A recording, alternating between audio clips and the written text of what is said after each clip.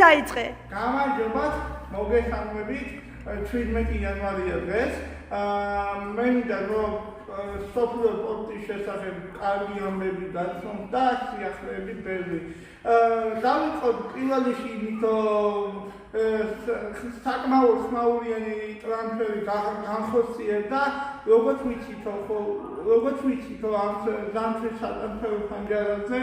არც მე არ მეგონა და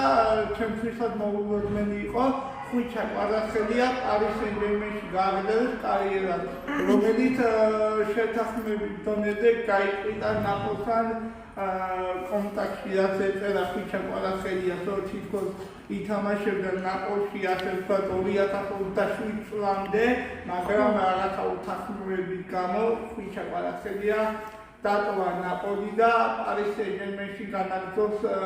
კარიერას. მე მინდა რომ ერთი მხრივ შევაფასო ეს ამბავი, ძალიან მოკლედ,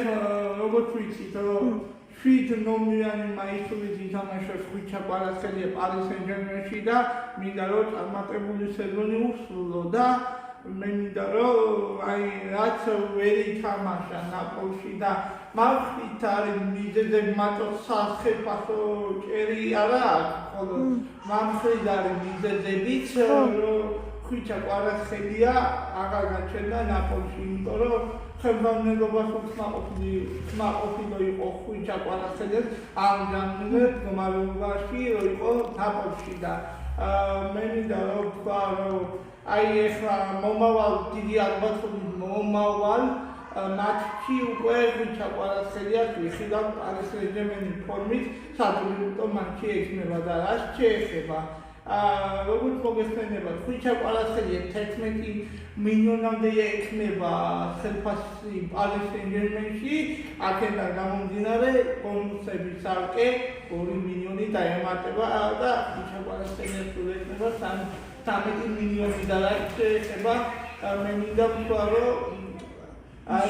როგორც მოგახსენეთ, საკმაოდ ხმაურიანი გავრცელდა უკვე